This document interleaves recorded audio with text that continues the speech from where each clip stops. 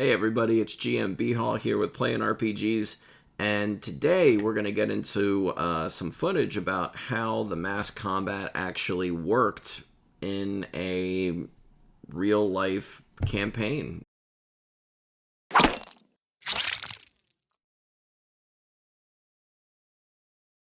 These are rules that I made up to have fun, to have a big battle in the game, and I was just pretty awestruck by the level of depth and role play and interesting moments that came out of it and strategy, and I wanted to show you that what mass combat looked like in a campaign of Dungeons and Dragons. While I'm recording this, while I'm listening to it, I am going to also be painting my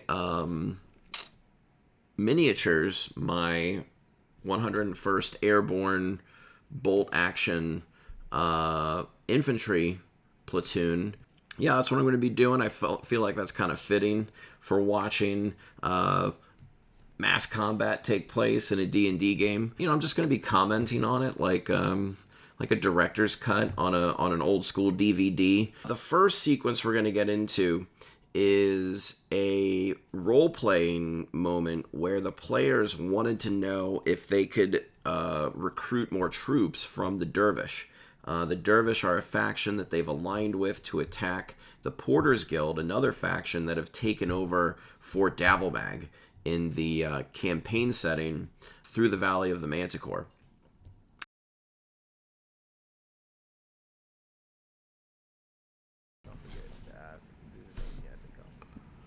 We could recruit some Zendaya warriors,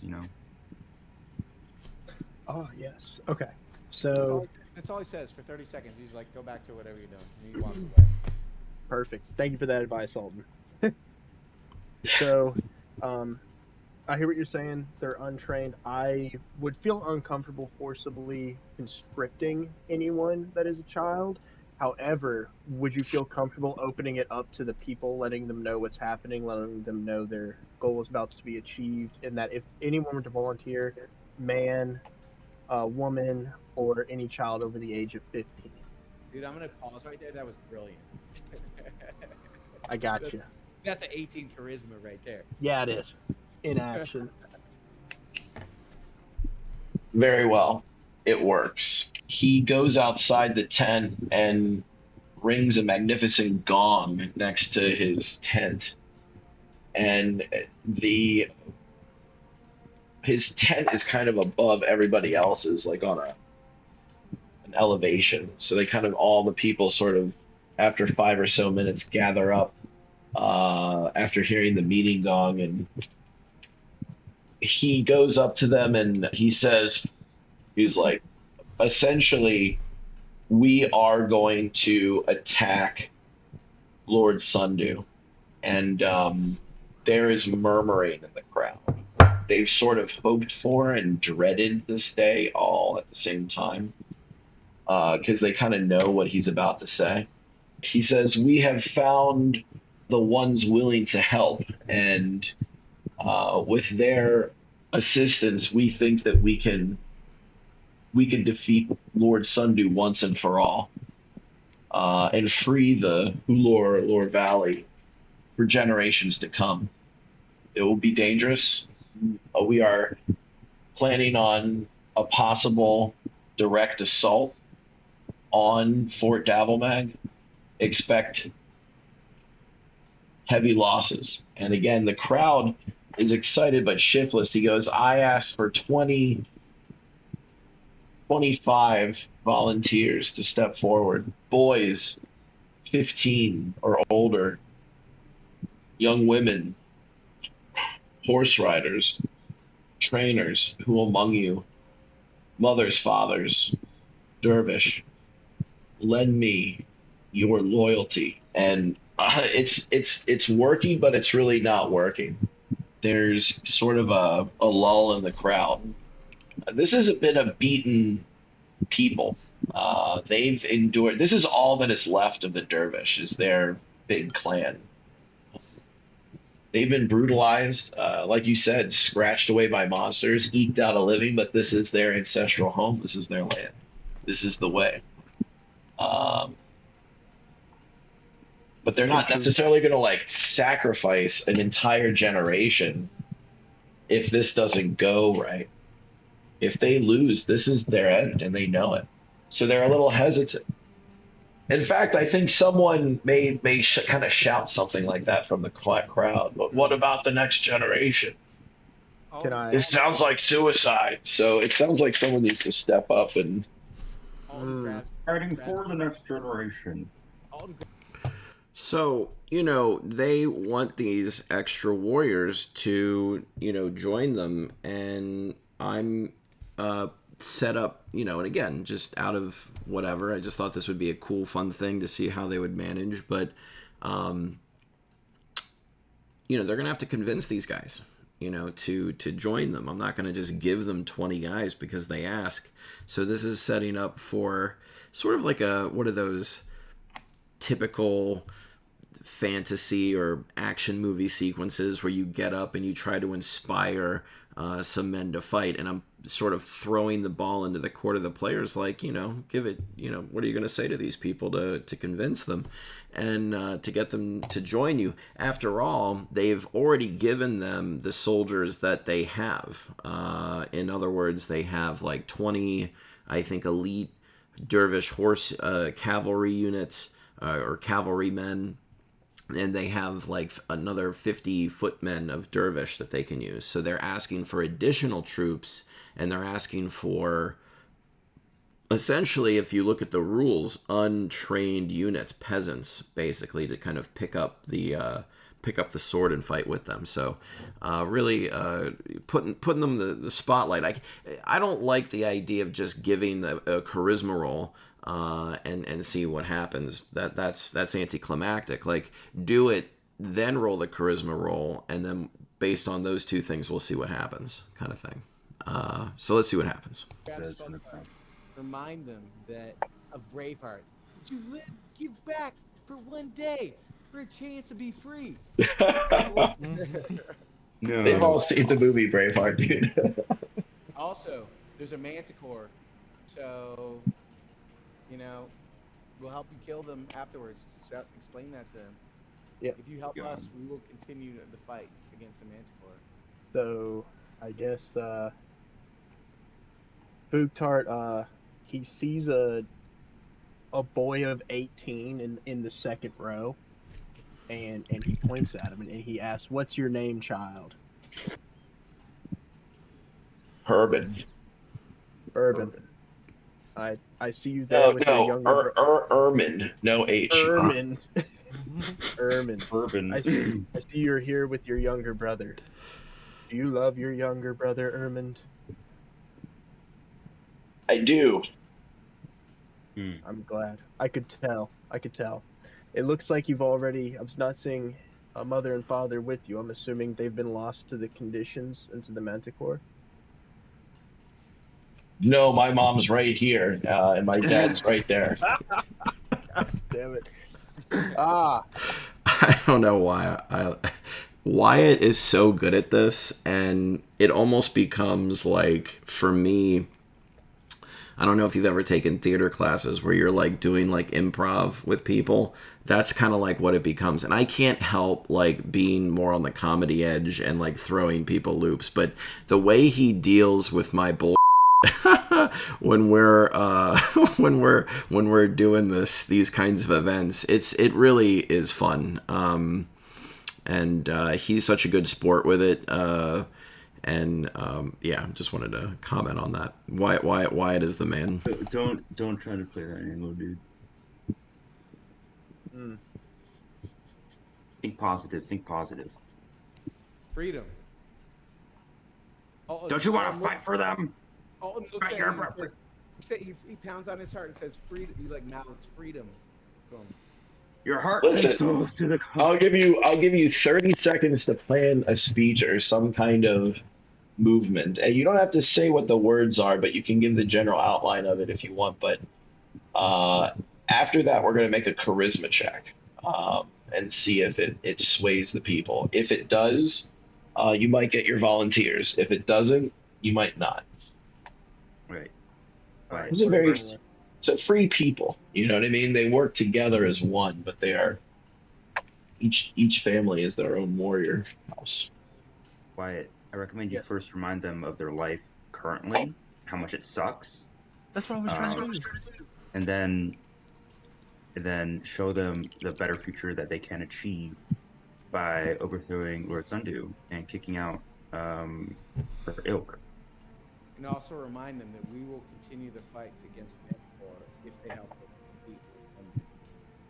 Okay, We're Jeremy. gonna get attacked by the Manticore, I swear, as we invade Fort Splash. Probably will. I'm sure of it too. Jeremy, you got any input? I trust the man with the Riz, bro. I ain't got. Oh my God, Mr. Unhelpful over there. Alden's actually gonna move into the crowd to like try to like cheer on, like yeah, yeah. Hmm. Yeah, What do what you- he's okay. So everyone here, I appreciate you coming to hear what we had to say. There is a future out there where you can live in a less dangerous environment and you can thrive as a people once again. This is the moment. A moment of rally and a big push like this may not happen again for decades. This is our time to reclaim our lives. And if we all go together, our chances are not but guaranteed for us to make this happen. And when we do, we will also continue the search for the Manticore. It's a win-win for everyone, but working together, all you warrior tribes, all these possibly proud, wanting to prove themselves, you do not want to be the family that sat out the great revival of our people. Alden yells out a spook yell. I think like as you speak and you're they're listening, and heads begin to turn, voices begin to quiet as the speech grows until the very end when they're cheering, they're into it. But it's still I don't know about you, but I thought that was awesome. I mean, I'm convinced. If I'm one of those people, I'm ready to go. And when you get a player who off the cuff gives a speech like that, you don't even need, a charisma roll, right? I mean, it's just icing on the cake if they make it. That's what I'm thinking at this point. So, well done, Wyatt. Very impressed with that little speech right there, off the cuff. You know what I mean? Very nice. I'm not saying that we're like whatever. What's that show? Critical Role. Like we're not paid actors here, but that was pretty good. That was pretty good. a moment of hesitancy when you say, "Who will come with us?" And at this point, I need you to make a charisma check with a +3.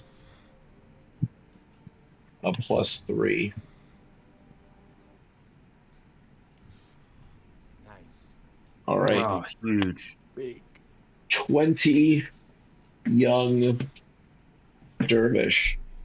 Well, about half of them are pretty young boys of the various families scattered around the camp, as well as maybe some of the older men, and a handful of young women. The total number is about 20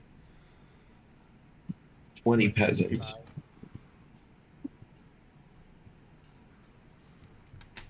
Did you hear that? Yeah. Yes, 20. So at this point you have 20 peasants, 20 elite horse archers, and then 50 dervish warriors. All right, so they accomplished the check, and now they're going to attack the fort. And I think what they decide to do is they move all their forces over across the map, just out of sight of the fort. And there's a big storm, and they actually had to split forces and run away. I'm not going to show that part, but they realize it's like, well, wait a minute, shouldn't we scout this place? Like, shouldn't we see like what we're dealing with? And this is where they get to use a lot of the magical items that they've come to acquire in their adventures. They acquired a crystal ball, and we sort of discuss how to use that. They have that, and they also have a flying carpet. So it's kind of interesting in this next section to see how they use those materials to figure out what they're going to deal with, and then develop a battle plan based on that. So scrying up to find out where Lord Sundew is, / how many troops she has, / where the guards are being held. Sound good? How do we determine how many guards she had, or how many enemies there are? I think just like do a top-down view and then count. The problem is you have to have like a familiarity with the. I guess you could use the top. Like I guess you could use the gate. As an Yeah, object something familiarity. tall in the vicinity. Right. Okay. I mean, I think you've Yeah, been. Mosaic is imprisoned due to negligence. I think it's pretty much anywhere that you could envision, like with your, mind. So you've been to Davalmag. I would allow you to scry from any any point. I mean, except for inside structures that you haven't been in necessarily, and Right. stuff like that. So I think that's let's find. This is a rules light game, and I think that accommodating players when they're using magic items is the best way to go. So I'm making it really easy on them. I think it's great that they're using the thing to begin with. So in my opinion, I try to read the rules as much in the player's advantage as possible to give them a sense that this is a cool magic item that's helping me out, which it is. Find out first where Lord Sundew is. How does the recharge work on the orb? Is it each charge is recharged after 24 hours, or is it like a certain point all of them are? Is it 24 hours after the final one is used? What are we looking at here? I would say 24 hours after the final one is used. Okay. Is that what you'd like to do right now? Would you like to just take a gander at what you're dealing with? Yeah. I think first find Lord Sundew. Yeah, first thing is we want to know what Lord Sundew is. Okay. Yeah. Let's pop out the orb. And you're gonna Imagine. scry from what position? I'm trying to figure out where Lord Sundew is. Can't we just like pick the person? Like isolate, like thing with a person as our frame of reference. Oh, you wanna ice like zoom in on them? Yeah. Well, is caster to view any place or object that is brought to mind. I guess what we've been doing to look at people is like thinking about an article of clothing or like something that they had okay. with Yeah. them. The necklace, the scarf. Maybe she had like a. But Richard should know something. He's interacted That's with her. several. Yeah. That's his girlfriend, pretty much at this point. Facts. He's in love with her. We're gonna freaking execute her. What are you talking about? She's not his girlfriend. It's gonna be romantic. Capture her, not to kill her. You only keep killing her. Right. all right. Once this campaign's dead, it's basically just gonna turn into a dating sim with Richard and Sundew, and then one of the characters with Zendaya. She's gonna slip and fall onto Richard's blade. That's cinema right there. Yeah. Right. You know, little double entendre there. Or... Yeah, I know. I was impressed Equal. with myself, if I'm being honest. Oh man. Cut off the heads of maidens or their maiden heads, am I right? Yeah, but Oh. Let's see here. let's see here. That was pretty clever. I like that. Okay, so you are looking into a tent, like down kind of lower, in the caravanserai, and she is in her tent. Pretty much in the location that you left her. She's just kind of lounging, looking at maps, going over papers, drinking some kind of tea. Valdric is not there. It's just her in the room. That's his right hand. That's her right hand man. But from this position, you're kind of zoomed in on a third person view of her, like Starfield style. So you're kind of like in this room with her. She's by herself Alright. in the tent that she normally inhabits. Looking in the tent, in her grand tent, yes, she is the sole occupant. Okay. Shall we transition to the tower to maybe get a heads down view? I think we should try to find the captain of the guards. Okay. What's his name? Mosak, Mozart. Captain Mosak. Love Mosak. Thing is, if we pick an article of clothing, he might not be wearing it right now because he's going to be in jail. Are you Does it have to be? did you So if you can see the screen, if you're not just listening to it, I play on a VTT with Roll20, and all of these units that you see are not visible to the player. All those little dudes scattered about, they can see the one that's lit up underneath the tower, but as they scry the fort, I am going to reveal the positions of those units to them. I'm going to bring them out of GM view into player view, object view, or map view, so that they can then see what they're dealing with and how many. And right now they're trying to locate the positions of key characters. They want to know where Sundu is. Lord Sundu, she's the leader of the Porters Guild. So where is she?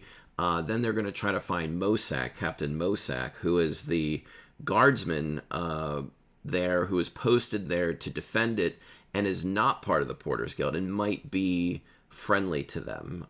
There was a clash earlier in the campaign. So I'm just trying to explain kind of what they're doing right now. And what I'm doing mechanically, I think it's fun to be able to use a VTT in this way to reveal things to players as they go. I think that's one of the sort of, I would not say it's a video game. I hear a lot of people say that playing on a VTT is a video game. It is certainly not. It is, it's a digital tabletop. And I think that if you learn like tricks to it, it can be kind of magical how it can blow players' minds. So, and it's subtle. All of this stuff is so subtle. All of this stuff is handmade, handcrafted by yours truly. But if it's implemented well with care, it actually has quite a profound, memorable effect on the game, I think. ever go into the barracks, into the like their headquarters? I think that's one of the first places we went when we got here. We tried to Yeah. recruit people. That's where we Yeah. Yeah, you are able to get in there, and Mosak is in there. Basically, what you see is it's sort of barricaded. It's not jail. He's inside, and the windows are sort of barricaded with chopped up furniture, with peepholes and kind of arrow slits built in. And he's kind of standing at the window, like looking out. You can tell that, he's like bearded now.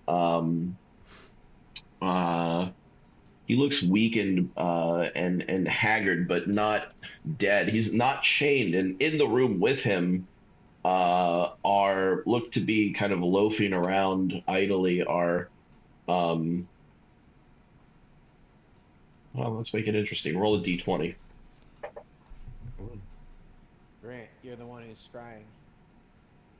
Eat 'em. Give me a Oh. All right. Yeah. Nice, not bad. So you see 15 of his regular troops in there. Yo. He's kind of looking out the window, and from what you can tell is that they've, well, as I said, barricaded themselves inside. They're holding out, basically. They're not even in jail. They're just hunkered down. Yeah. Okay. I don't think they have the top levels barricaded. We could just fly the people in there and be like, look, attack from behind. Well, let's not get ahead of ourselves. Right. Number And one third thing, is the gate, right? I was thinking just general gauge of how many troops they have who do like from the tower looking down.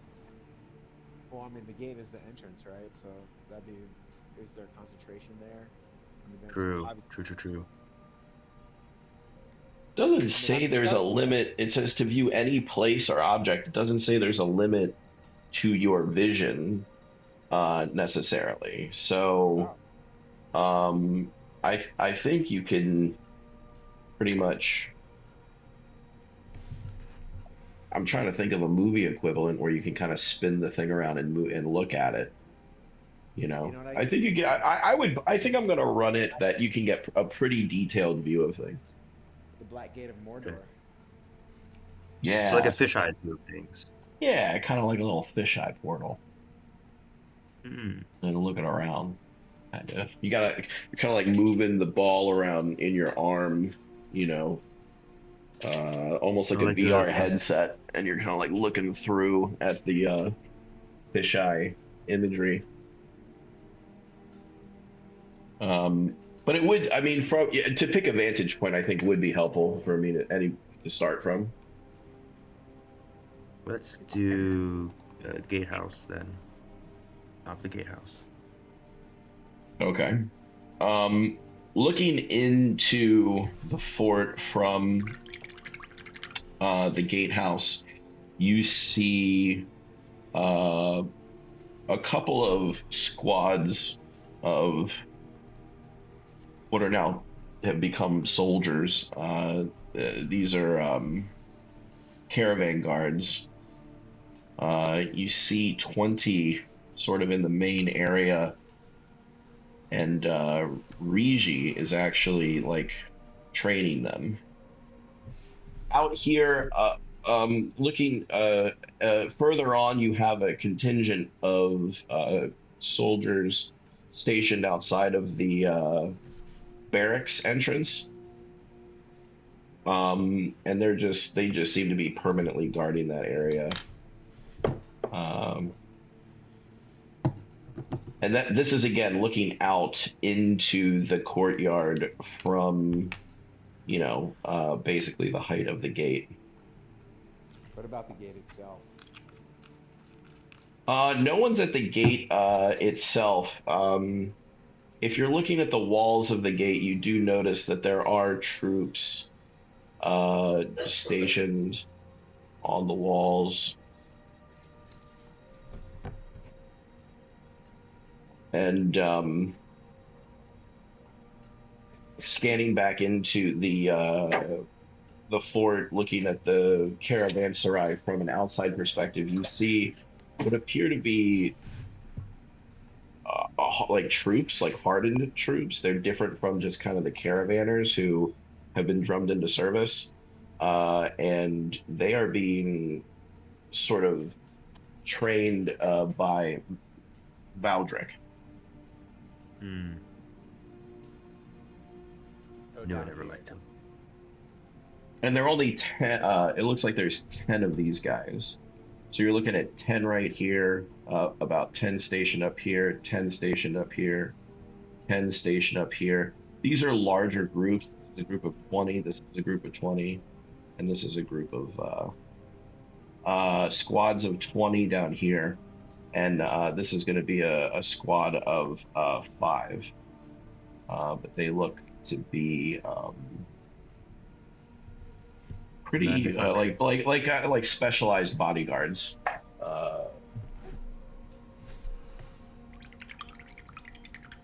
There's 95 of them then. Sheesh. We have troop count. We know where friends are. We know where our target is.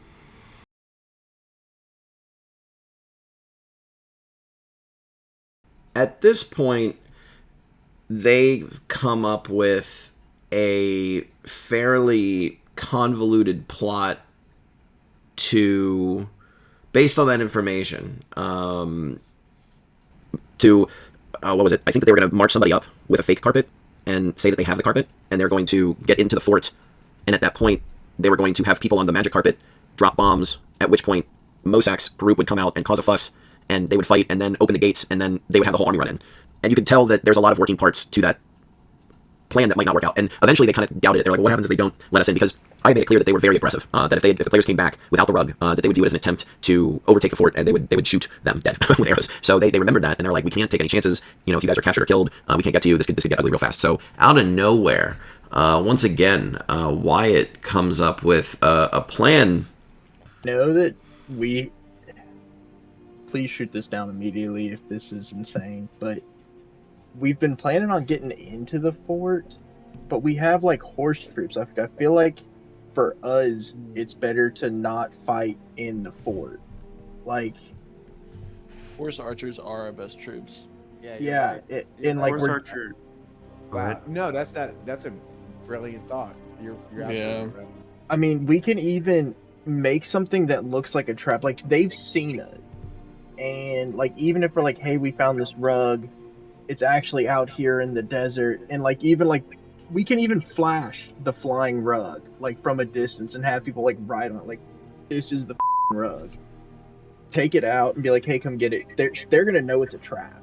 So they're going to send out the army with them to go get the rug. They'll think they're surprise attacking us, but we have all of our horse dudes and stuff ready to know that we. Please shoot this down immediately if this is insane, but we've been planning on getting into the fort, but we have like horse troops. I feel like for us, it's better to not fight in the fort. Like, Horse archers are our best troops. yeah, Right. and like Horse we're archer.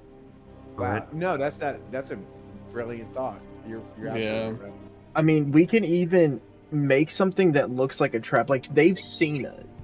And, like, even if we're like, hey, we found this rug, it's actually out here in the desert. And, like, even, like, we can even flash the flying rug, like, from a distance and have people, like, ride on it. Like, this is the rug. Take it out and be like, hey, come get it. They're going to know it's a trap. So they're going to send out the army with them to go get the rug. They'll think they're surprise attacking us, but we have all of our horse dudes and stuff ready to swing in and get them. Love it. Yeah, didn't you say there was like a cliff or something nearby? Could we get high ground on them?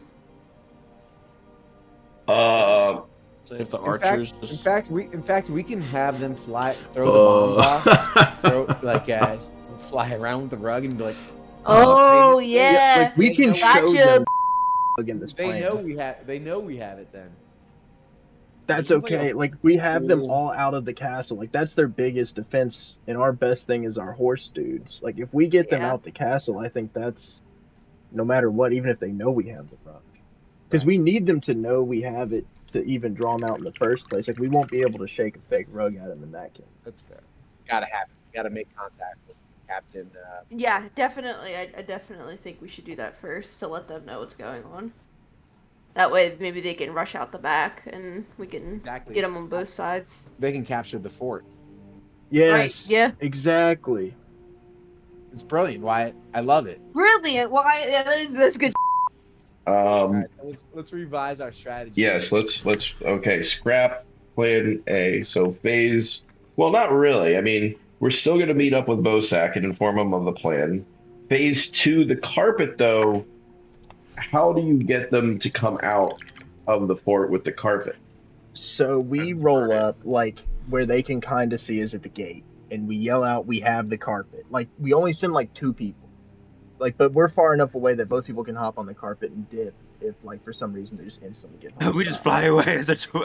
But, like, we... Why even do that? Why even do that? Just have the carpet swoop down low and drop firebombs on them. Well, I think that we try to, like, lure out, like, say, hey, we have your carpet. We're a little hesitant to come in because last time we were here it was point of death. You can come out. We'll meet you out here in this area and give it to you. But we don't let them see that we have anything other than our small little group that they've seen us with the entire time. That's why you got 18 charisma, fucktard. Exactly. I think it can work. I actually like that better than our original plan. Because like they're obviously going to know it's a trap, but they're going to think that if they bring out their militia, that they'll be able to take the 6 of us they think there are. You're giving them too much credit. They don't know that we have the dervishes with us. Exactly. No, that's what I'm saying. Like we have like they know that we travel in a group of like 6, so they know if they send out all of their military dudes, they're going to roll us. But they don't know we have the dervish ready to like force through them. And then at that point, when they're out in the open, you Genghis, just crush, you just wounded knee bro. Yeah. I love it. the Mongols attack. Yep. I love it. That might be it. Oh, then I let's think you decide- cooked with that one. Yeah. So let's decide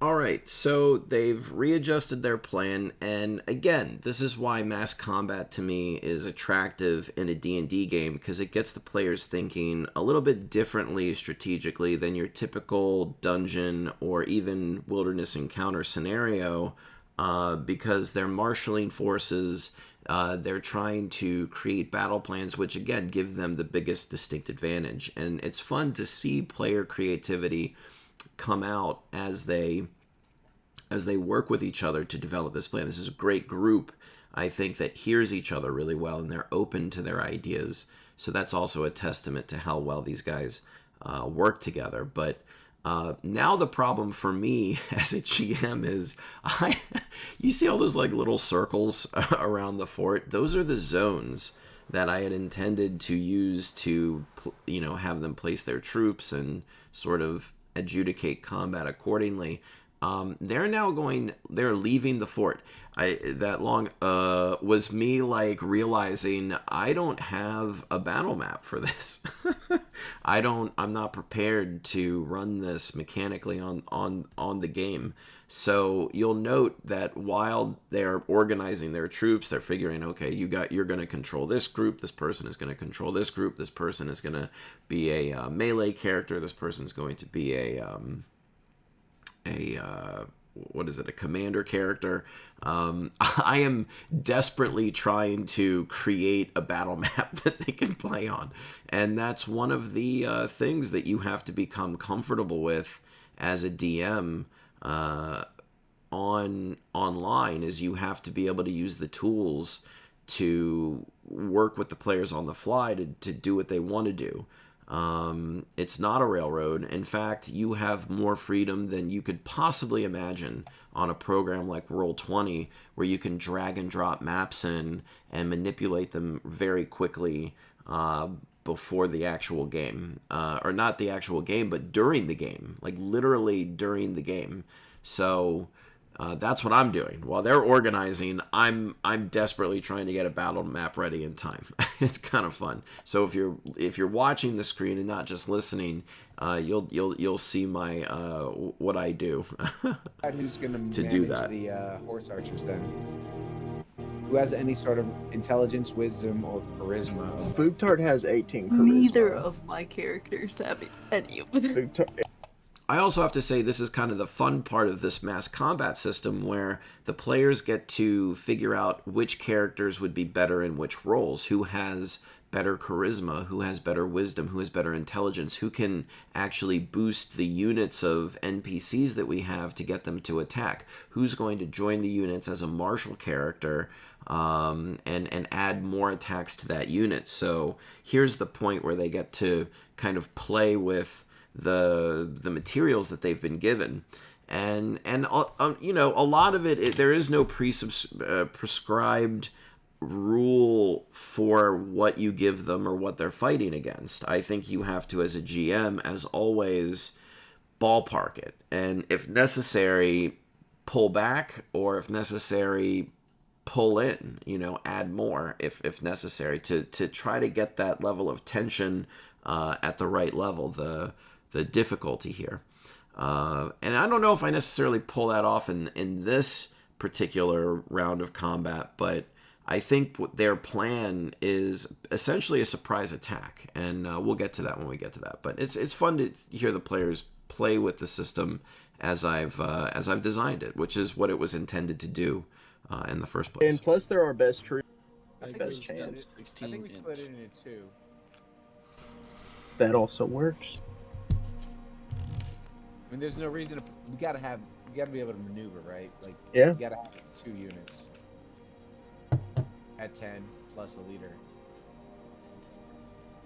Anybody else? I got nothing. Dude. Fogbow. I mean, Alton has a 16 wisdom. That sounds like it'll work. All right. What are the differences in the buffs? Is that on the Google Doc? It's only a +1 no matter what. Or like, does it being a leadership versus efficiency versus strategic do anything different? Or is that just the different names for the buffs that get applied for And certain... can we double up? To answer that question, I don't know if I do later. No, there's no difference. I just thought that that's what the kind of that word justifies the bonus in the rules. Why someone would be able to give them a +1 advantage. And when I say +1, the roll for the unit goes from a 6 to a 5. On a d6, a +1 would lower the roll that you're trying to hit. So in this case, they're a unit with a commander that can lower their unit would go to 5. Oh, one of my characters actually has a 14. I think Lynn has a 14 charisma. Yeah, but Lynn's on the carpet. We also have to... It's But she's also gonna come only back. Level 2 and up can become commanders. Yeah, but that doesn't mean they get a bonus.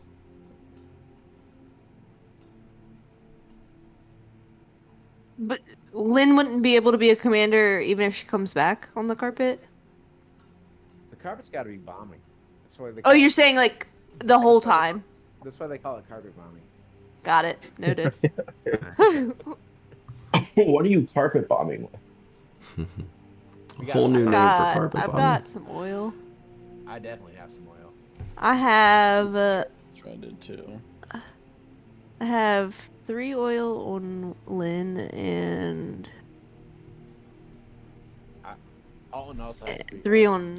3 on Robin, so I have 6 total. Okay. Make some some of those Molotov bombs. Is that what you call them? Molotov cocktails. Molotov cocktail. Huh? That's wild. You've never heard that term, Ashley? No, I have. I just don't think I've ever said it before.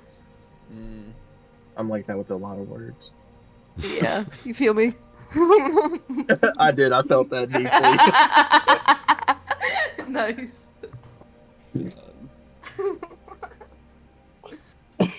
All right. Let's do this. Are you ready?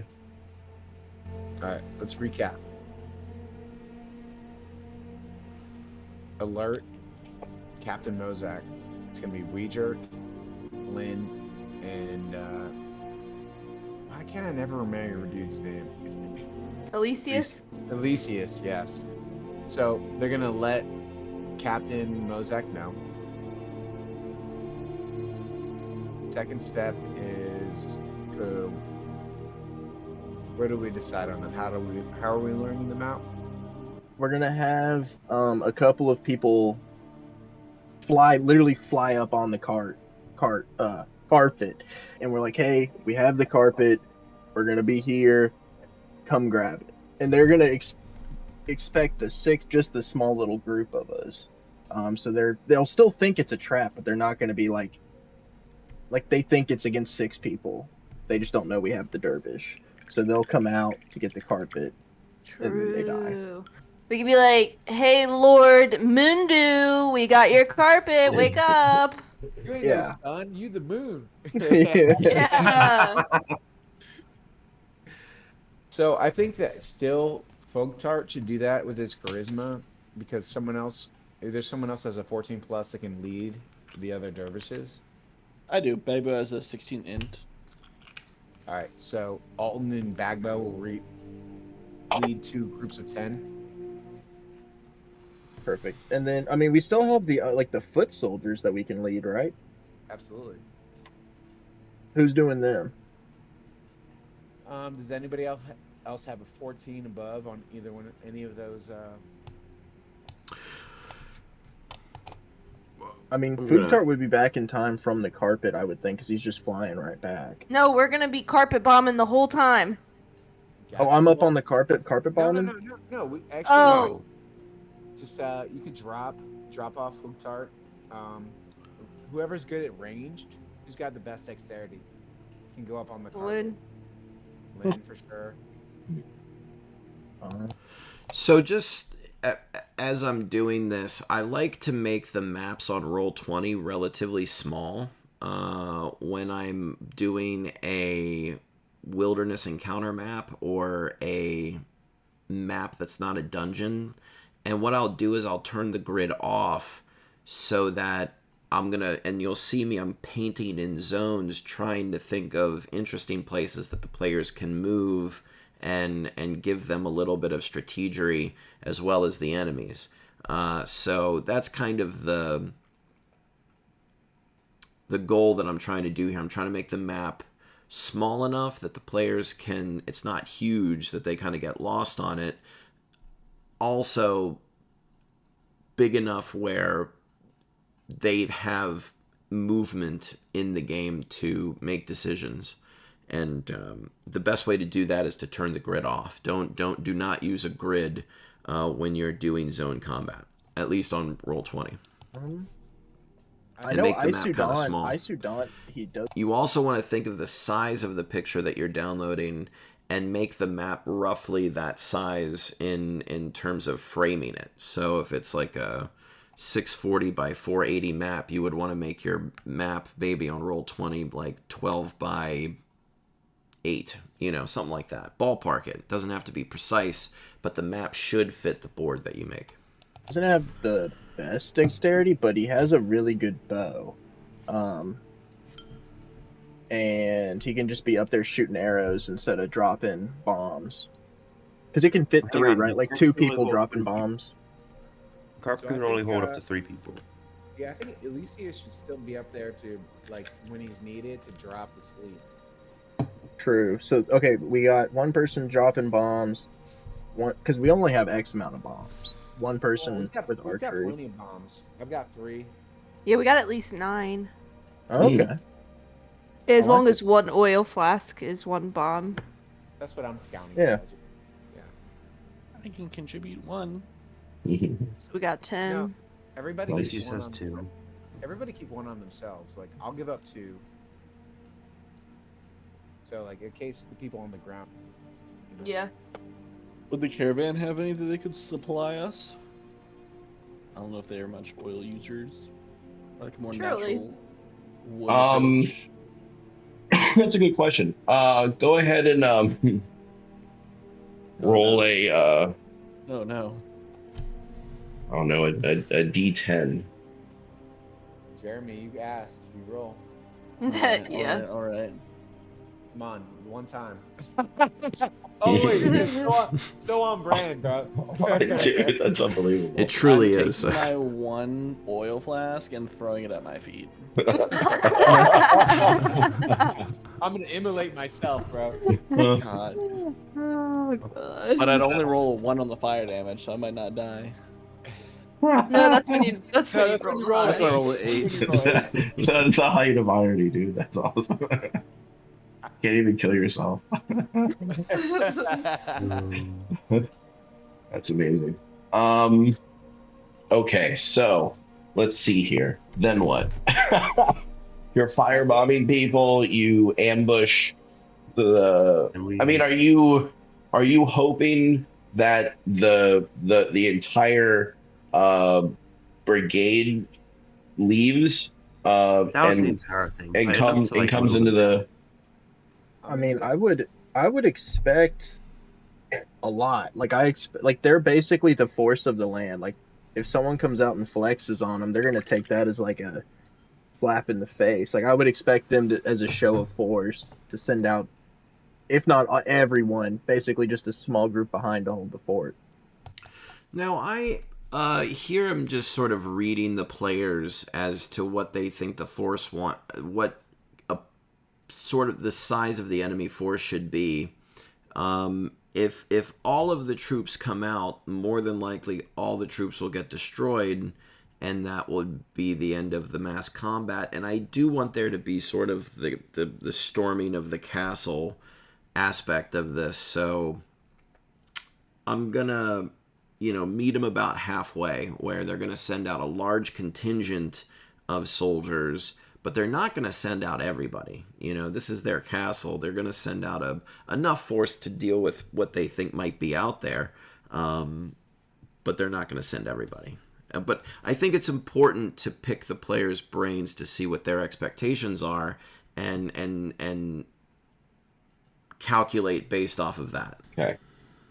Not only that, like if they only send a small group and we just murk them, I mean, I would feel like as a lord, Sundew might feel slighted.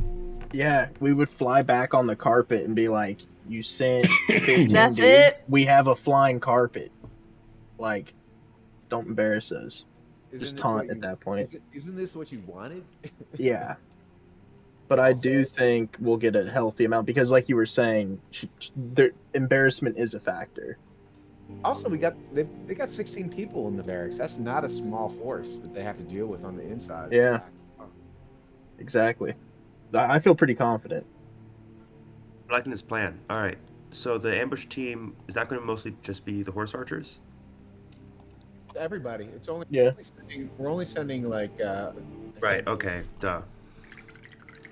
anybody who's not a leader we're sending up. So there's also a couple other groups, right? The civilians. Yeah, I have down 20 civilians plus Zendaya. Yes. With us? So does anybody else have a 14 plus on those? Because I feel like a 14 plus on that would eliminate every other 6, so that any 6 on the civilians would hit. I mean, I could swap Yo. Lynn with Robin and put Robin on the carpet, but Nah, you know. Isudant has had 16 charisma this whole time. So I guess he could or do his it. ass as a commander. He's commanding the 20 civilians. There we go. Oh, that honestly, if anyone was going to command the civilians, it makes sense it was him. Can someone remind me what we did with the guards that were at our camp? They're still chilling there, right? Yeah. They're Okay, keeping well, We're not doing anything. I couldn't remember if we brought them with us or they were chilling. Nah, we got too much gold there. True. So ultimately, your goal is to ambush and capture Sundew as she makes her way out of the fort. I think she's gonna come out, but like most of her troops come out, and then we can take if Mozak and his people don't die, like we just take over the fort and capture her. Yeah. All right. Are you ready? Let's do this.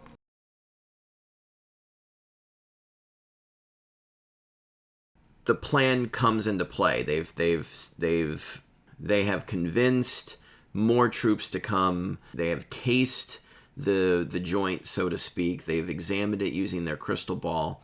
They've developed a plan, a pretty foolproof plan, and they've organized their forces, right? So they are prepared to launch their attack. So now we get this another fun little role-playing moment where they're going to fly in on the magic carpet, and they're going to try to talk to Captain Mosak, who is barricaded into the tower, and they're going to let him know and let him in on the plan. You should have a flying carpet in your PCs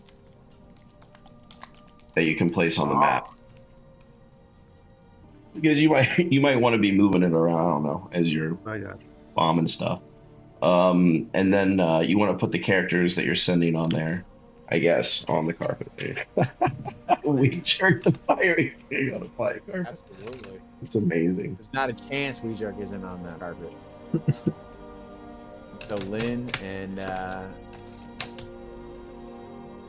Elysius. Yeah. There we go. I don't know why.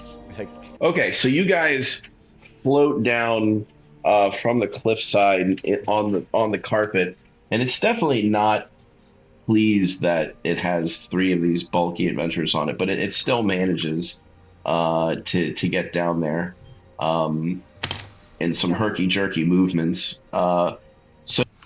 I actually made a little icon for the magic carpet. I took that from Aladdin because, come on, when you think of a magic carpet, what other magic carpet do you think of? Flying carpet. Sorry, flying carpet. And they get to control it. I gave them control of that little icon so that they can actually float around on it whenever they're using it. And that's another neat, and again, not a video game. You know, it's just it's basically a digital icon, a digital mini that they can move around on this virtual tabletop, right? So I thought, and that's fun that you can on the fly create something like that digitally. You get down to the one of the windows, kind of obscured to the rest of the group. On the way down, you notice that most of the guards have retired. They have their own like little pup tents, kind of that are set up. Some don't even have that. Some are just kind of laying out on mats, sort of in the positions that you saw them in, only a little bit more organized into like company streets, so to speak. And it looks like there is an ever-present shift of guards at the walls. So pretty much everything is the way it is. You don't see Sundu or the bodyguards floating down, but I guess you can imagine that they are in that general vicinity that you saw them in. You get down. What do you guys do? How do you try and get the attention of Captain Mosak?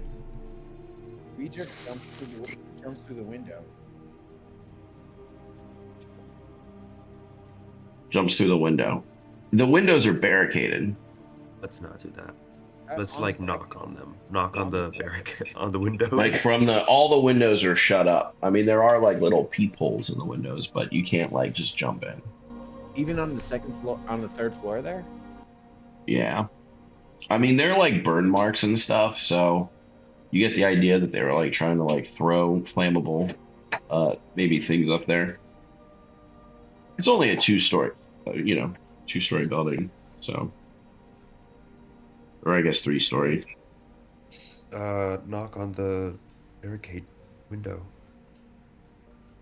Knock, knock, knock. You knock on the one of the windows. Is that a good idea? I don't think so. That might make it too much noise. True. Um, Write a note, slip it into the people. Hey, we're out here. Yeah, I mean, are we able to like look through the peepholes and see if we can see Captain Mozak through any of them?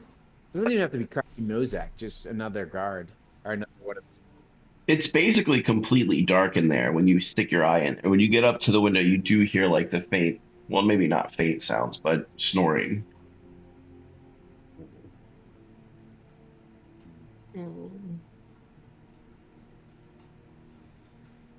So Maybe just literally say his name.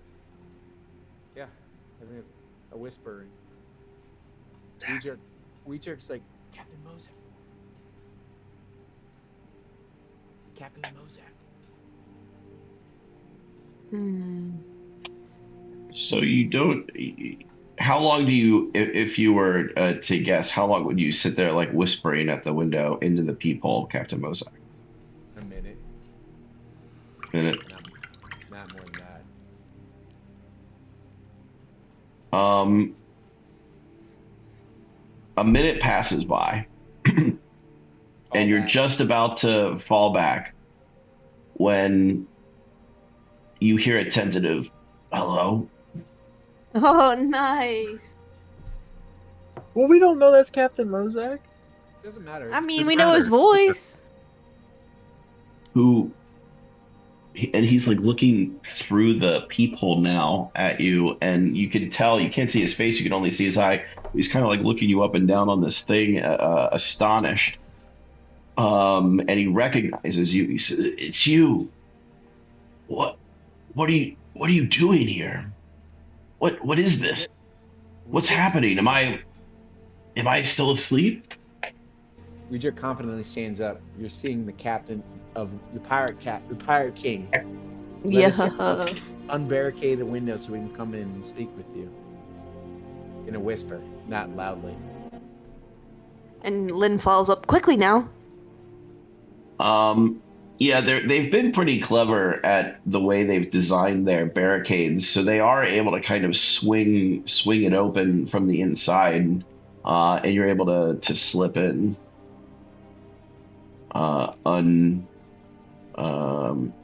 Yeah, the window's big enough for you guys to get in there. All right, so you're in the second floor, and at this point, the other guardsmen are starting to wake up, and they're kind of astonished, and some draw their swords, ready to attack. And Mosak, shh, they're friends. What is this? This is freedom. We're plotting, and at the appropriate time, this is Reacher talking, because he's lording over everybody as the pirate king. He's like, we intend to take this fort, and we need your help. Can we count on you? What, just you? Absolutely And not. Oh no. how? Don't tell him. Don't worry about we that. we have like a team. Don't worry about it. There will be a sign. A sign? Yes, a sign. What sign? When the camps below start to catch on fire, that is when you and your men should try to break out of here. Break out? There might be 100 guardsmen out there. You let us worry about that. Lynn will kind of mosey over to Captain Mozak and lay a hand on his shoulder and be like, "Have we led you astray yet, my friend?" He can't say no. He hasn't seen you for weeks. He thought you were dead. This is all a lot to take in. You want us, I mean, he looks at his crew. They're all kind of haggard, and he's like, we've had supplies now up until these last 3 days, and we've rationed our water, and we're running out. So we don't. He looks around and realizes he doesn't really have any options.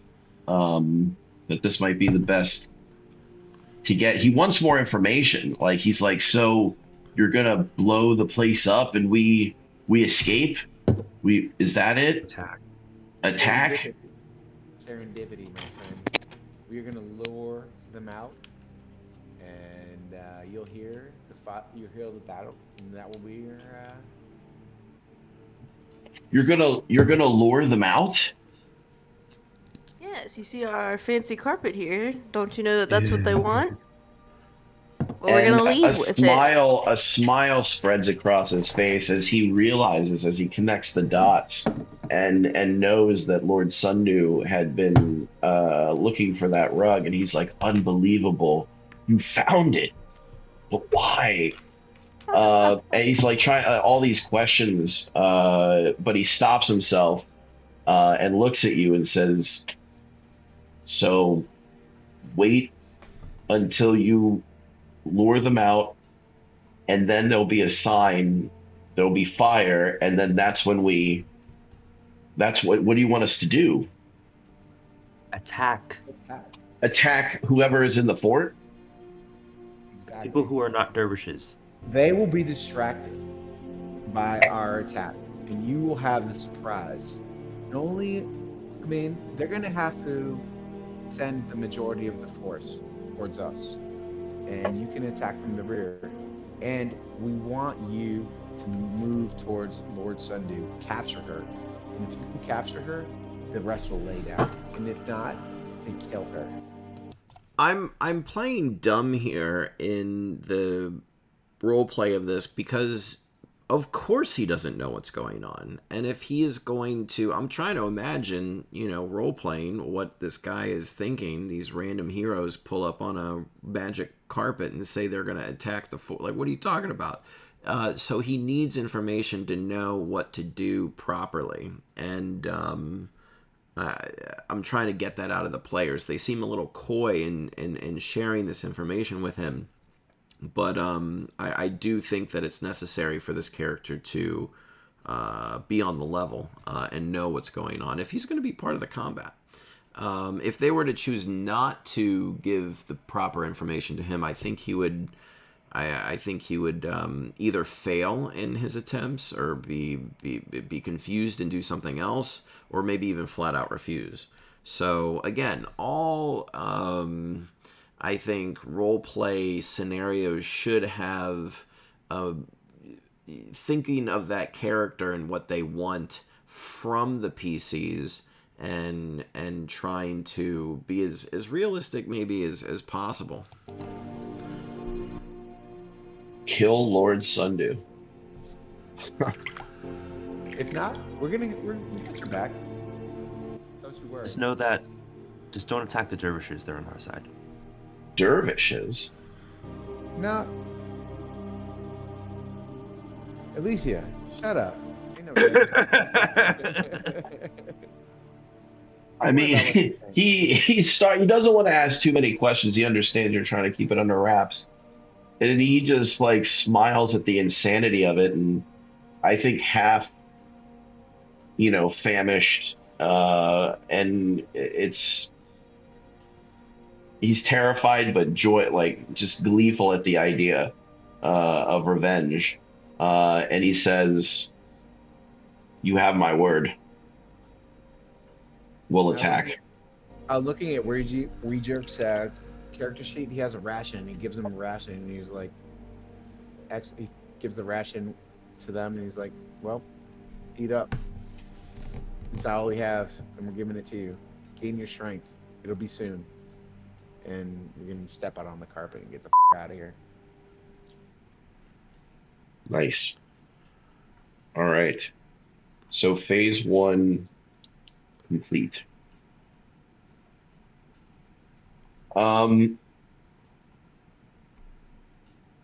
So what does this group do? They're gonna fly back to where everyone is waiting.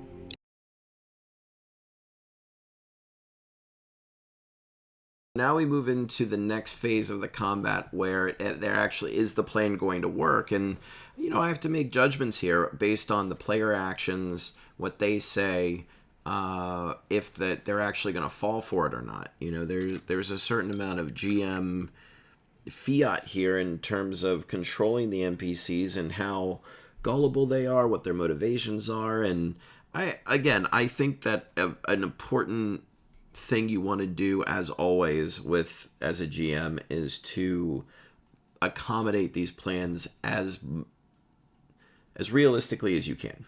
I'm not trying to shut people down necessarily. If it makes sense to me, it makes sense, and I roll with it. Past midnight, when you return back to your brigade, and you meet up with the rest of the party. All right, guys. So so who's heading out to the fort? All right. So the 3 of us fly in. All right. So you fly in. Not close though, just within visual range. Because it is nighttime.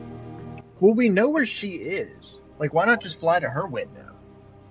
Yeah, we're gonna fly near her. We're gonna fly near her and be like, "Hey, Lord Sundew, come get this." We gotta wake her up. So you're gonna fly. You're gonna fly into the fort and down into her encampment, and then mock her. I thought she was up in a tower. No, she's in her tent. No. Got that lavish ass fountain tent. You think she was ever going to leave that tent this entire game? She's literally the NPC. I'm definitely with flying outside, or I was okay up by the tower, but no. I'm definitely for flying out back and forth outside and yelling at the guards to get their attention. Yeah, they have arrows. I thought that was the plan to taunt them to come out. I don't think we're flying down though. I thought it was just gonna kind of be above and yell down. Yeah. Yeah, we're gonna be outside the walls, but still yelling. Yes. Yeah, I don't want to be in arrow shot. Yeah. That's within visual range, so they can see you. Yeah. Yes. Well, why don't you put Concurrence. yourself on the map? I don't know. Are you guys on the map? Yeah, I'm really. But Here's food tarts. So we why don't you gotta go go to ahead and the caravan. Yeah. Just imagine like I guess I'm gonna put us more like by her side, but like up here. Shit, I can't grab you. Thank you. But like up in the air, kinda, to simulate that. Um, Yeah, we're but definitely. we're on her side of the fort. Maybe okay. even just shoot. Maybe we even should shoot a couple arrows at some of the guards. 'Cause why That's a good not, one. you know? Why not? Yeah. Like Fuck it as we up. fly away, we deliver the message. Yeah, why not? Shoot Yeah. an arrow, turn, then fly. Yeah. You want it? Come get it. Yeah. So you're in. You fly into her encampment silently, and you. What do you call out? Shoot someone at first. Wait, you want it? Come get it. No, Then don't do boom. that. Don't do that. I think we should shoot somebody first. That way they're not paying attention, and then we can start yelling. Because Yeah, might as well catch them by surprise. do it. We gotta kill him anyway. Yeah. All right. Go ahead and who has ranged? I do. Two for- Okay, so you're gonna roll. Your attacks are equal to. I mean, this is mass combat at this point, so we'll just play with mass combat rules. I think with ranged, it's your dexterity bonus +1. Is there any type of sneak attack bonus? Yeah, definitely. I mean, I would definitely give you like a +1 sneak attack bonus for sure. So you're hitting on 4s basically. Nice. And let me just see what a character has. Yeah, +1 to your strength or range modifier. So you're gonna roll that many rolls, that many d6s, and for every There's only one. Only I feel like only Lynn is shooting, right? yeah. So what is your dexterity, Lynn? 16. Should that gives you a 2 bonus? Yep. So that means you have 3 attacks. So you'd roll 3d6, and you're gonna be hitting on. Is there like a commander of the group who has like wisdom or strength or anything like that? Yeah. Fuktart.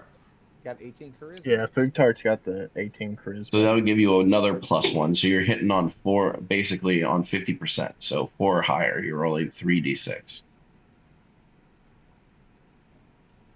Boom. Yeah. All right, so you take out 2 guys standing guard, and they slump over, and immediately the other guards call out, "Attack! Attack!" And there are whistles throughout the base, and you can see kind of the chaos erupt in the camp as men grab their weapons and sort of fall in line. You see Valdric and the bodyguard kind of burst out of the main tent and form defensive positions, and Sundu's kind of like peeking her head out, looking out of her tent as well. She's not really looking in your direction. The guards have yet to really establish where you are right now. They're still kind of scrambling. Do you do anything else at this point? Wave. Shoot more of them. No, Yeah. I wouldn't stay. I would yell and retreat because then it might give them a chance to hit you back. Yeah. Let's get You out want of here. it? Come get it. We got your carpet. You guys stink. And then leave. So you have your torch up. Sundu hears your voice and looks up and sees you floating there, and is like, "Unbelievable! Assemble the troops!" And then you do you zip back to your Let's get army? back out of here. Yep. We zip right back to where we want them to engage with us at. Okay. All right. Right in the direction. I feel like we gotta go slow enough with the torch up so that they can see where we're taking them, but not slow enough that they like catch us. Like tantalizingly slow, following the fire. What do we think? Yeah, like we're not pedal to the metal, but we're doing 15 above the speed limit. Yeah, they're not hitting us, but they're seeing the torch. Well, So enough to be able to you're follow it. flying in a way that like they can follow you out Yes, into the desert, exactly. like your direction. Yes. I mean, I will say that the carpet is struggling a little bit, so that God does damn, make Lynn. sense. I mean, you are down to about, in a given turn with 3 people on there, you have about 60 feet to move in terms of encounter space. So that's like 2 zones basically a turn, and as opposed to like really wherever you want. So I think 2 or 1 passenger. after that statement, we just let Lynn stay on there with her bow.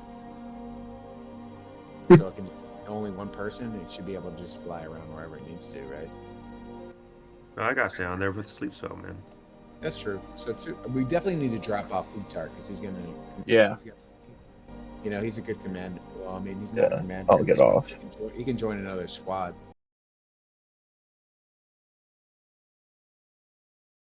This is the mass combat scenario that we've been building up to this entire session, and I love it because the tension is high. The players so far have developed a really interesting plan.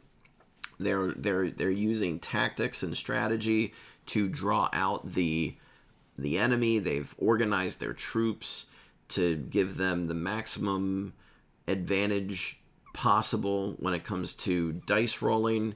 And let's see how the battle plays out. And I'm at this point, I'm curious too as a DM running it because I didn't plan for any of this to happen, and I'm just kind of going with the flow, trying to build as they go. And yeah, we'll see how it goes. So I was just putting the Dervish on. How do you want to divvy up your units? How much soldiers do we have? 20. We have 50 foot soldiers, so maybe he can. But you can only have a commander on a unit of 10. So I say he gets 10. Daunt will take 10.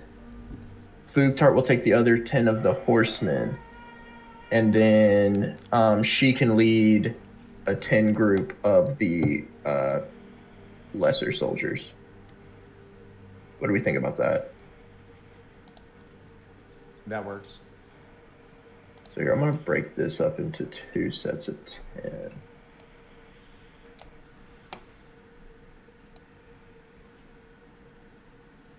So she gives buffs to, we'll call it this one. 2 sets of 10. What about Robin and? Yeah, do they have high in anything? We can make more sets of 10. No, the only high stat Robin has is strength. Everything else. Well, what is it? That counts as something, I think. Oh, her strength is 16. Yeah, that gives a +1. Shit. Oh, I didn't think it was strength. I thought it was just Yeah, so she would get 3 attacks. charisma, wisdom, and intelligence. Oh, the strength gives you a number of attacks. Hell yeah, we want that. What? Yes, I have that for Joffrey then as well. Okay, Oh, I see everything right is here. a group of 10. Wait, where? PCs make a number of hits in a round equal to 1 plus strength. Yeah. Right here. Oh. Okay, so every group should be a group of 10. So it's just like attaching people. Can I move as like, I'm just going to separate them just for the sake of pairing things off here.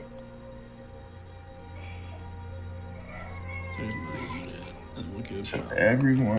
And this is part of it. Like, this is how I imagined it, where they get to place their troops onto the battlefield. And I think that giving them units, little icons, and playing with the numbers gives them a sense of real control and agency in how the battle plays out. So I think a lot of fun for them to build the rules out into the world. I should get Joffrey can snag a group of 10 here.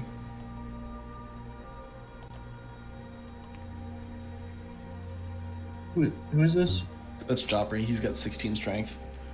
Okay. So elite Plutarch. move. I mean, we're moving in zones here. So just so you know, in terms Oh, of this is just to spread them out. Yeah, Just so not we really can see who's attached to where. I And then- would say like, you know, they're going to be coming up this ridge, and I would say, you know, at this ridge? point is sort of, they're kind of coming up from this northeast to southwest. So you're gonna this is the tip of the spear. Yeah, you guys are. This is where closest towards us in the southwest of the map, or So bottom this- left of the map is where you're gonna organize your troops. So just to confirm, they're coming from there. Yes. Well, this dune could work perfectly. At night, we could hide just an absolute side slash from the cavalry coming from like right here. They can kind of hide this dune. They're coming. Yeah, I could put a zone sort of like behind that sand dune. That'd be cool. Yeah, I mean they can just literally sit in this like crest, right there, completely covered by that. Up here. Do we want both to sit from there, or do we want another group to be like here and then circle around the back side of the dune and hit them in the ass, and with the one coming straight down? I mean, this is charging downhill. I think this is the move. All right, I like it. Okay, so I think I think that we keep the like these are like if needed groups, like kind of keeping them in the back. What do we think about that? Yeah, they can reinforce any losses to the units. Yes. Okay. So then having like boom. Now, I will say once they come up, whatever contingent is following, I would say you probably have to be. Yeah, that makes sense. I think if you're in any forward position, like right here or right here, they would see you. So you guys are kind of hiding behind this dune. We definitely want to hide for as long as we can because it seems like they have a lot more bones. I figured this, like, kind of like this area is relatively, like, you can get in this crest and pop out when they're about, like, there. Like, I don't think they're going to be able to see over, like, this ridge if we're here. That makes sense. We jerk right here. The Pirate King. Oh, yeah, the goat. Okay, so now we're just pairing these off. We got him, this group, this, or just for the sake of like easy saying, here, and then, bam. Okay, I think everyone has a dude.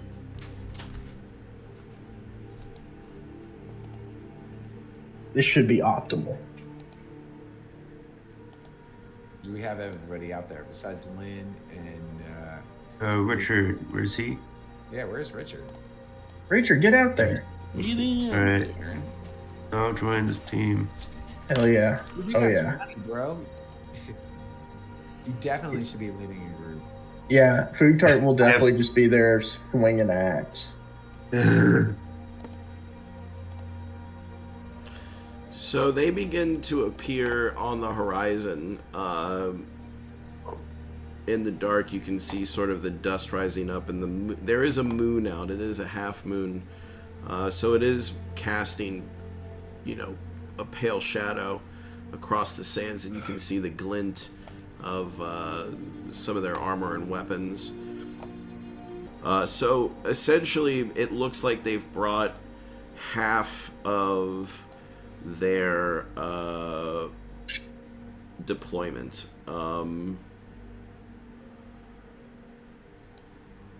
And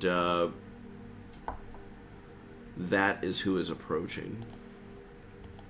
Who So is there? Anybody? Mm-hmm. Oh, I was gonna say with them only bringing half, I don't think that we should let the people in the fort start attacking yet. Like after we steamroll these guys, then immediately push for the fort, and then call them out. What do we think about that? I think it's too late for that because we already gave them instructions. Well, they're waiting on our signal. We said we were going to light the on fire, and we haven't done that yet. Oh, you're so right. So you're bombing the fort. That was what I understood to be the signal. Yes. Yep. So the original thought was like if they send out a ton of people, then we immediately signal them, like have the Yeah, that carpet makes fly sense. off and signal them. But That since makes it's sense. only half, we'll wait. So I guess like battle strategy here, just in thinking, everyone like from here down, where they're just spread out for simplicity, is like hiding in this area, and then as soon as the people on the hill see them get far enough in, they both come diving down, and the noise of that is what makes our dudes pop up and rush in. I disagree. Okay. Let them engage in battle with you guys first, and then we come in from the flank. Sure, that works too. I still think we try to wait for them to get into a position where we can like ambush them and get initiative off ambush. Yeah, just let the carpet bomb them. They've got to make up the ground. Oh, true. Okay, that works. Do you have Do you anybody want out to try to front? lure them in? Well, here, the one thing I have with that Galileo is I'm worried that they will then turn and flee. Like, people will flee. Like, I think if the horses hit first in the back, like, wait for them to pass and then hit, like, in the back half of them, then it'll be That much makes- harder for them to turn and flee, and we can, like, rush in with our troops. Like, I'm worried that, like, maybe even this back 10 escapes, there's still 10 more in the fort then. That's going to make it's going to be a lot harder to kill them in the fort.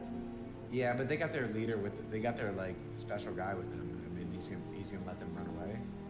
Well, he might go with them. Just like they think they're just out here to grab this carpet. I doubt that they're going to be willing to all die for that, like here on the spot. Once they realize they're going to get rolled. And we have a chance to take out the special guy. Like, I feel like charging their back line like that just like guarantees it. Yeah. If we look at history, like once they're committed to attack, they don't just retreat on like some. Okay. I mean, even I like these discussions. I like how this group is able to talk through them. Like, one, they have sort of competing ideas. This is what happens when you have generals and commanders, you know, discussing battle plans. And I think it's a fun aspect of the game to hear them go back and forth on these ideas. What they don't know is that this dude, the character for the bad guys, I forget his name, but he has magic. And if he has a chance, he's going to let that off. I think he has like a lightning bolt. He has something pretty powerful that can do a shocking amount of damage if he gets it off. So that's what I'm thinking in my head is like, you know, how do I adjudicate that? Exactly. look at Ukraine and Russia right now, like getting slaughtered, and they still keep pushing pressing the attack. Brother, we're in the desert with Zendaya right now. I don't know how much. I mean, it's a chance. I just think that there is a possibility of retreat. But if you don't think they will, then I am good with engaging from the front line first. That does work. You're about a half mile out, a quarter mile out, so you're not too far away. You know, you're just over this ridge. I mean, the bombing from the carpet doesn't allow them to know anything about our force. It just weakens them as they approach. Okay. They might shoot us back. Well, right now Can they're we bomb approaching. the- They don't see anybody. They're just kind of marching out in the direction that they saw the flying carpet going. So, do you want to? I mean, are you just waiting for them to move into position and then you're going to ambush them? Yeah. Actually, why don't we just have the carpet land right here? Like up on the crest of the ridge where these guys are behind? Exactly, so they don't know where anybody is. Okay. Drop. Alright, that works. Let's do it. All right. So they move into position. This unit moves up here. This unit moves up here. Valdric kind of has his little group right here, and they move in this position. So at this point, are you going to unleash hell? I think so, right? Yeah. Okay. Well. Well, how good. Let me change up the music and get some battle music going.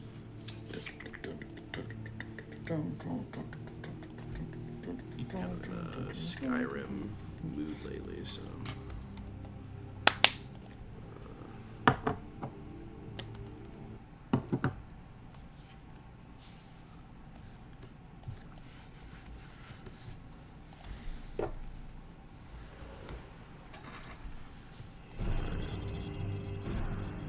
Okay. Well, is there any magic going off this round? No, right? I feel like I don't know actually. I feel like the only person that'd probably be worth trying to put asleep is the guard. Yeah. Yeah. Him being named probably is a big deal. We have these groups attack here, and then we have us attack the rear to their leadership. Yes, that's what I was saying. Yeah, horses should hit the butt. For sure. Big ups. All right, so you we'll do like a gladiator when they're in the woods and you shoot a flame arrow into the sky, and that's a single level attack. just a silent arrow into the sky extinguishes. Hang on, they're horse Does archers, anybody? though. Do you guys like let out a war cry, like a rebel yell or something? Yeah. Right? A Leroy Jenkins, if you would. A Leroy Jenkins. Okay. At this point, I'm gonna roll surprise for the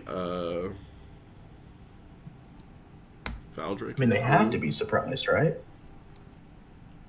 Not for screaming. Well, they're expecting 6 people, and they just found like 80 to 100. Yeah. It's true. Yeah. Yeah, we'll give you... I mean, this has been a good plan so far. I mean, typically in every encounter, you roll for surprise just off the break.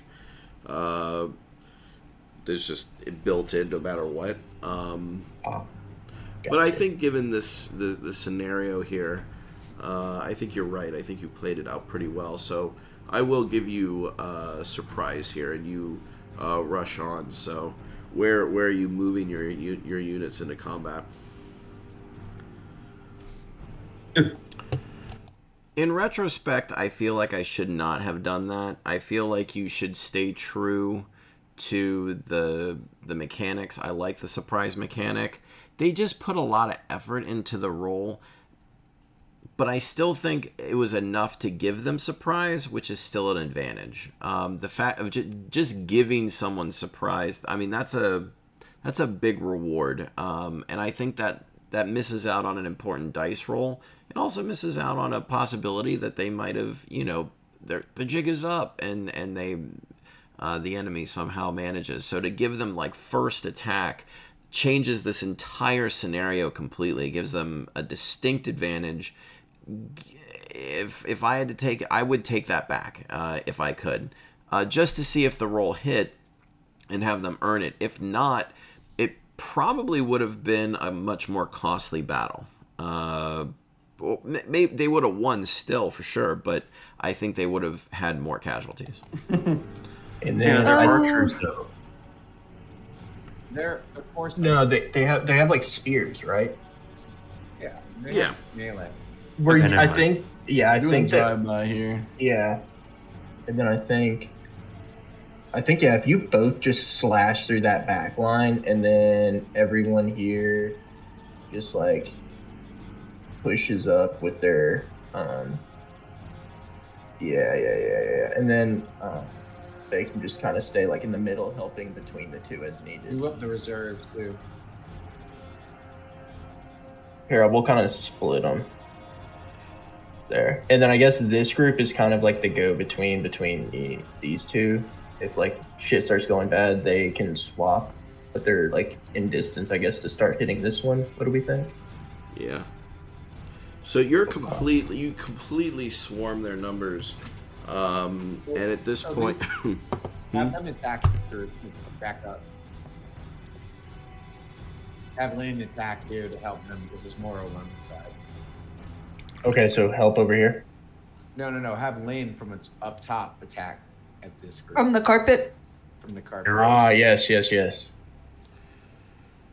all right, Lynn can drop a canister on Sick. on what are you? This is on Valdric and his contingent. I think it's on this guy, right? And it's actually just 3 attacks, right? So Yeah, it would be you would drop 3 bombs. no, just use your arrows. The bombs, like, I think we're good on the bombs right now. Yeah, we're in close combat right now. Don't want to get blown up. Yeah, we don't get blown up. True. Fair enough. Yeah, Lynn can use the arrows. All right, well let's do melee for ranged actually. Ranged would go first. So shoot your arrows off. And she gets a dexterity bonus, her +2, right? 3 attacks. The normal combat bonuses really don't apply here. I would say because you have surprise and because you're shooting from the air with impunity, I'll definitely give you a +1 on your rolls. So you're rolling like a 5. You're looking for 5s and 6s, I think. So again, I think as you play with these rules, one of the thing you're gonna have things pop up. You know, she asked, "Do I get a bonus?" Or I forget what. Do I add my stat bonuses to my rolls? And in mass combat, you don't, because we're at kind of an exploded level where your bonuses are the fact that you get more attacks. That's what having dexterity does. It doesn't necessarily improve the hit function of those attacks. But she brings up a good point. You know, she's on a flying carpet. She, has advantage. Why not give her +1 or -1 in this case to hit on 5? So, play with it as you go. Like, that's the whole point of the rules, is not necessarily to be like, these are the rules, you cannot bend the rules. It's all about facilitating player agency and letting them feel like they are manipulating and forging the outcomes of this battle. On a 3d6? On a 3d6. Out of 3. Or we'll do 50%, so 4 and up on 3d6. Huge. That is huge. Oh Hey. my god. We'll take Alright, so you take 1 down. Note how the health in Roll20, that area would normally be the health of a single character, but what I've done is I've put in the number of NPCs on that token, so that's a unit of 20. She took out 1, so now it's down to 19, and that's how I can kind of keep track of it relatively easily. Alright? Not the 1. Yeah, it is not bad. At least Guy. bow and arrow too. All right. So anybody else? Are the horse archers engaging in melee combat with their spears, or are they? I'm thinking what my guys are doing is it's very much a drive-by. So to Just thin the herd. yeah, shoot these guys and kind of swing around here. So where are your guys? Can you point them out for me? Gotcha. It's right here. Okay, so you're gonna. They're basically swinging through the back line. Got you. All right. Go ahead and roll your attacks. Is it your? Are you a commander here of this unit? I am a commander in this unit. Yes. I have Okay. a 16 in intelligence. So I roll 10d6 and look for 5s and 6s. So you're rolling 10d6 and looking for 5s and 6s. Actually, because you have, again, kind of surprise and they're caught out in the open, I'll even give you a +1 on the attack. So you're looking for... See, now I'm just giving bonuses to everybody. Just let them have fun, with the rules. 1, 2, But 3, you could tighten 4, it up 5, if you wanted 6. to. You could play it equally as like, nah, no bonuses. So huge. So these guys just drop en masse. Now, Valdric is sort of surrounded by them. I love playing orcs in Warhammer 40k. I have a huge orc army, and there is nothing more fun than dropping a bucket of dice when it's time to attack. And I've noticed that in this mass combat system, that's kind of what you're doing. You have all these NPCs, and then you get to roll all these dice and kind of look at the results. It's certainly easier to do this with a dice roller because you can roll an infinite amount of dice, no problem, whereas in real life you would have to kind of like juggle dice around and kind of do it maybe by sections. But it is a fun aspect of the game where they get to roll all these dice at once and see how many hits they get. And as a character, he doesn't necessarily he's not going to take a hit here. But that's definitely going to be a morale check next round. Galileo, finish him. Unless you finish him. Yeah, so Alden is not on the horse. He charges that Baldric. Well, the horse archers, like Battle of the Bastards. Uh-huh.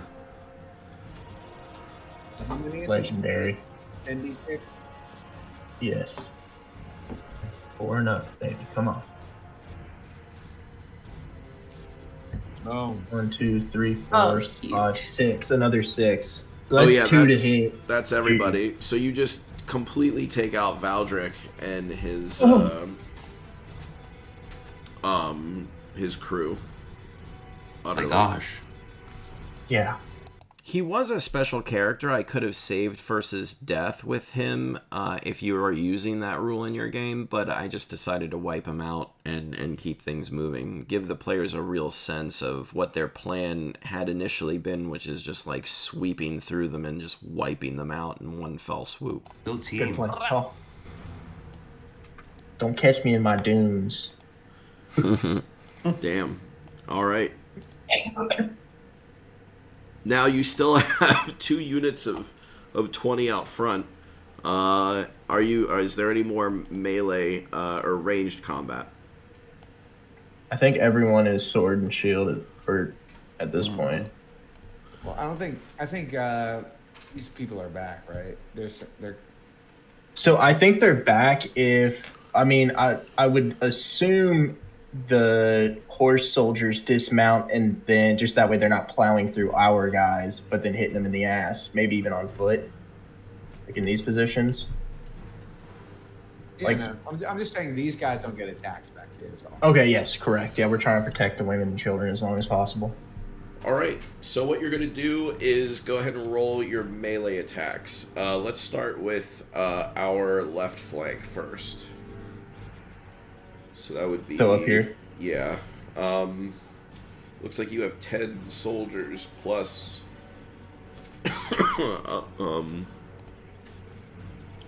Weejerk and Isudon are out Isudon. there. Who is there a commander? I guess Isudon is a melee. Well, what's Weejerk's Weejerk highest thing? He gets 1 for this. So 5 for 6. You're cracking up a little bit there, Galio. So Weejerk has a charisma of 15, so he gets a +1 as a commander to his troops. Would Yeah. a 16 be +2? No, there's only a +1 at all. I think Weejerk should have it. I like the idea of Weejerk being captain. All right, so everybody gets a +1 plus the they're out in the open, totally surprised. I'll give you another +1. We're at 4s again. So that means Isudon is a melee soldier. Yes. So he's gonna add. He's gonna add what, like 1 attack, I guess. Weejerk Or is he takes his sword out and he's like, he's got his captain, his pirate captain's hat. Imagine like Blackbeard's like hat, and he's like, I'm down the jam. Boom. So got 1, 2, 3, 4. it'd be an 11d6. Yeah, 11d6. 1, 2. No, you would roll your own. Oh, okay. Oh yeah. Okay, fair enough. 1, 2, 3, 4, 5. 5 down there. 5 down, and then Isudon comes in swinging. Any whiffs. Any whiffs. So Only that's top. 5 down out of the unit of 14.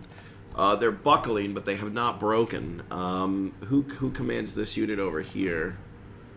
Joffrey does. Joffrey rushes But I in. don't know. So his bonus is a 16 in strength. So I guess he's not technically a commander.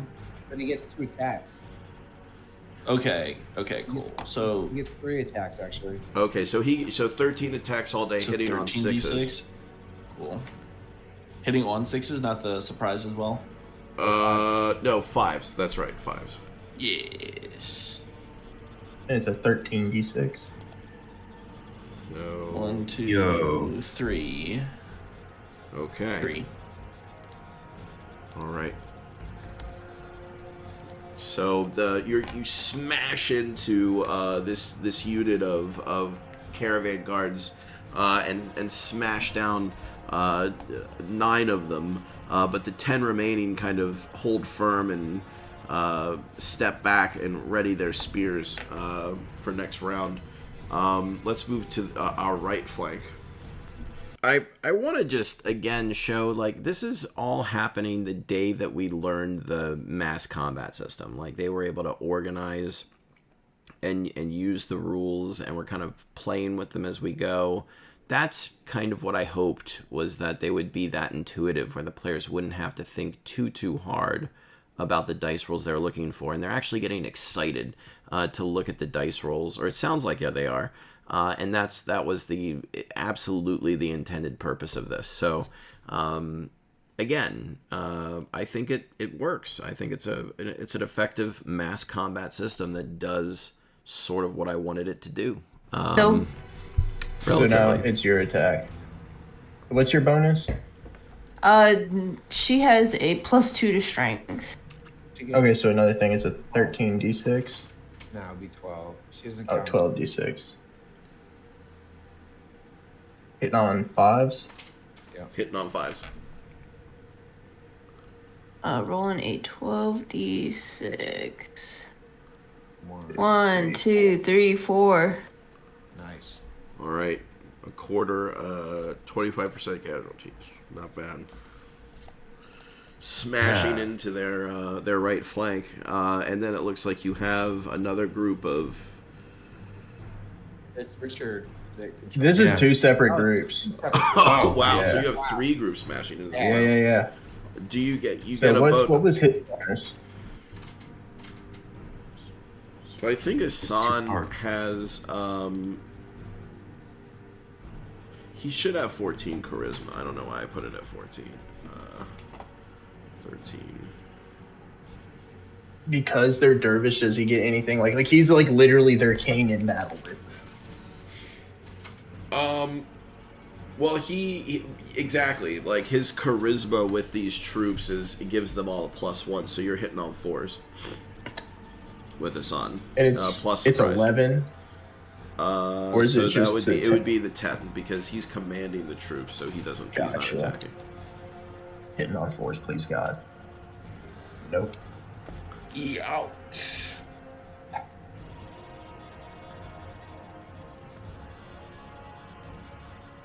2, 3. Damn. Right. Their right flank was smashed, and it gave these guys just enough time to brace before this group crushed into them. So they're a little bit defensive, but this third group still has yet to go. Does McCabe's provide or +1 to strength, so it'd be 11d6. 5, yeah. 11?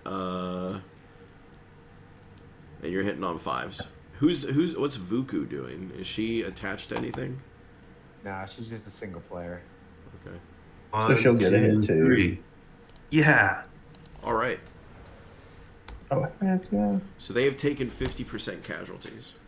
Let's see if Let's Vuku go. can hit. Let's see if Vuku can hit. Get him. Boom, she does. Oh, nice.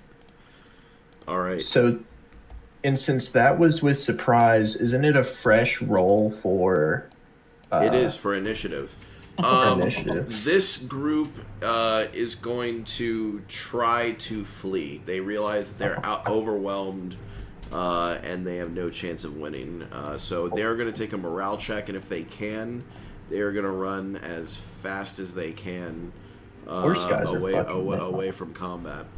The group on your left is going to stick it out. They're gonna fight.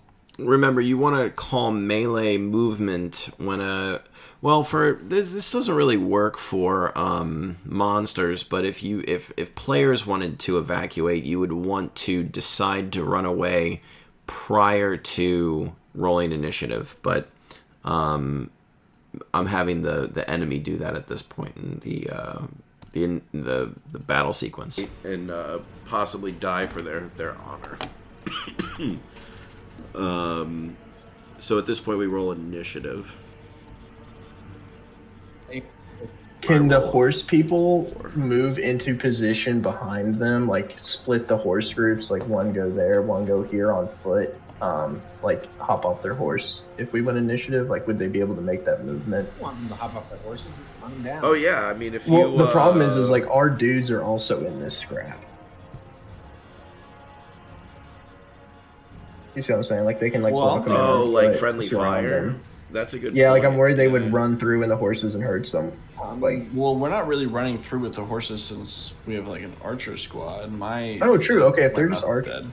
Yeah, just like pulling up behind them and arching. Gonna be like, if he's here, right? I'm coming from the back lines. And just arching. Yeah. Not only if they're running, just have the horses run away. Oh, true. Yeah, if they turn and run. But yeah, no, I like the archery from behind a lot. Okay, perfect. The boys from behind. Nah, you guys want. I rolled. Sorry, got that one there. All right, now these guys already called for their they're going to try to run they're flat out running. So they are booking trying to get back to base as we speak. Horse dudes are running. I have since revised the rules, and this is actually based on bolt action rules, is that when a unit breaks, they're just gone. Poof, gone. And that way, I think combat moves quicker. Then the morale check rolls, maintaining your units becomes very important, because if they fail that morale check, then they leave the board entirely. Just FYI. The carpet crew follow and snipe them from the sky? Yeah. They can. Oh, plus the horses, these poor guys. Now, these guys are going to wind up an attack. They're hitting on 6s because they're regular troops. There are 11 of them. And you guys have just smashed into them, and it's just one big melee, so you'll be able to take whatever you want from whatever group. You can also assign hits to your heroes to absorb hits if you want. So they're going to roll 11d6s. I'm looking for 6s. One. No. Okay. Yeah, just kill one off. Yeah, one. Kill a regular. One dervish. Is run through. Oh no. Wow. Weejerk's crew will take one. He doesn't even care. He's like, sacrifice yourself for me. All right. An honorable way to go, if you ask me. All right. At this point, we are now on your turn. This group is actively trying to run away. If they can move beyond this section, I will say that they make it back. So we gotta have the horses run through them. Yeah, right. Definitely. Yeah. The horses are definitely attacking them. I feel like they're just gonna get run down. Why don't you go ahead and roll the horse attacks and see what they... Well, because they're hitting them in the back too. Like they're not even trying to defend. I feel like that'd be like an additional +1. It could be. Yeah, I mean, if you're on a full flat run out, you do actually take a -2 to your AC in a normal combat scenario. So we'll give you an additional +1. So you're hitting on Fours again. Fours again. Fours again. Because it's almost like, because the surprise roll is no longer functioning. So we'll Yes. do 1, 2, fours. 3, 4. So that's 4 of them. That's 4 right there. 1, 2, 3. Oh, they're all dead. Yeah. No, they got. They One have, is like- alive. Yep, one guy You're left. Right, Oh, well, no, we have the carpet bomb, too. No, they got. That's 5 plus 4. That's 9. They're down. I thought so. 1, 2, 3, 4, 5, 6, 7, 8, 9. Yeah. Wow. Are we counting fours as well? I thought it was just Yeah, it's on force because Oh, they're one. running. yeah. And- So he and said a we're minus. So he said another 1 for their running, plus a Yeah, 1 so- for the commanders. Yep, that's 9. It's not surprise anymore, so not another 1. Yeah. No. 4. But it doesn't matter. They got 9. They're done. Wow. All right. And now we shift over to the right flank with this stubborn, recalcitrant group of. Well, I guess everyone's go ahead like and, at this point, like just ganging up on them. So we have 5 groups that should be hitting right here. Or actually, Lynn, do you want to take an arrow drive-by first? Yep.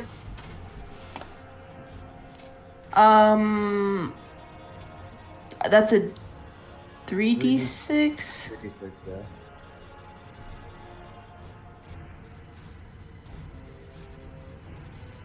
Nothing in Two, there. 4. The, I needed a 5 or a 6. I think you need a 5 or a 6 from your vantage These are- point. It's just hard to get a bead because it's just a melee, and you're just trying to be careful not to hit your own troops. Makes sense to me. 3, 4, Knee jerk group hits 5. 5. All right. Let's see the other group. It was 13. Yeah.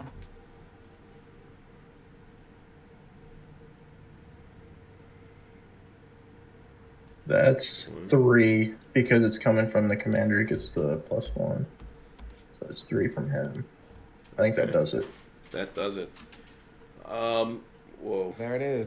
And then they curb stomp their. Oh yeah, and then the last 3 are just That was completely the drop breeze. smashed. It's a massacre, an absolute massacre. With one unit lost. Good lord. The sand is black with blood tonight, and all your weapons glisten in the moonlight. And relatively silently, as soon as you screamed, the army, or whatever, half the brigade that was once in the fort lay dead. But you look over to Fort Davelmag, and you still have to take Davelmag with Sundew. The ruse worked, but we'll see if you can't scale the walls or the gate. And we'll do that. We'll do that next session. We'll run through that second part 2 of the great invasion of Fort Davelmag.